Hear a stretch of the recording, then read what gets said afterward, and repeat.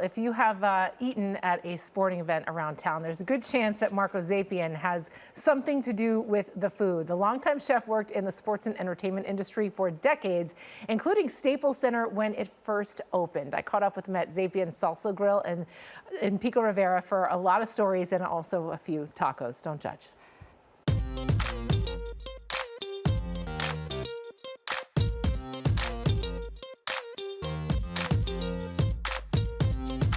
Well, Marco, I think when a new arena comes to town, one of the big components is obviously food and beverage. And you were at Staples Center when it opened as a chef there. What was that like to be a part of such a big project? It was exciting, to say the least. I mean, during that time, I think the LA sports scene at Staples Center was the place to be.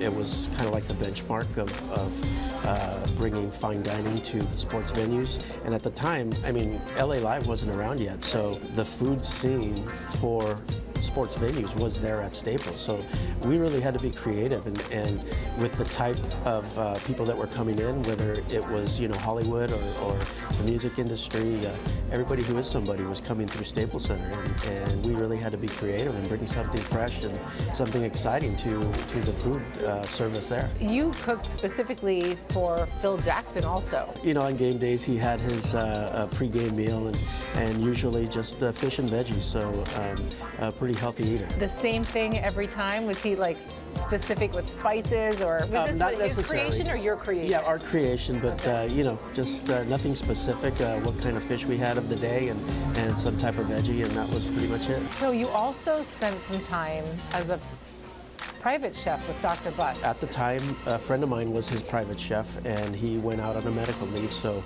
I was able to step in and cover for him, and you know, just to be involved with, you know, a basketball legend, a sports legend, and to see him as, you know, a regular person having dinner with his family. I got to be creative, and there was certain guidelines that he would put forth, whether it was, you know, he wanted Mexican this day or Italian another day or whatever, and I was able to come through and deliver, I hope. Was that kind of a pinch me moment for you in your career? Definitely. I mean, I grew up being a sports fan in general, so, you know, everything that went into my career in the sports and entertainment industry they were all pinch me moments, because, you know, I was able to experience 2 Laker championships. As chefs, I think we are on the outside looking in, but feel just as much as part of the team as everybody in that building, you know, that's working in the building. So it's a really good thing to be a part of, and very, very exciting. You also worked with the Angels during their World Series year. You know, I was more involved with cooking for the team themselves,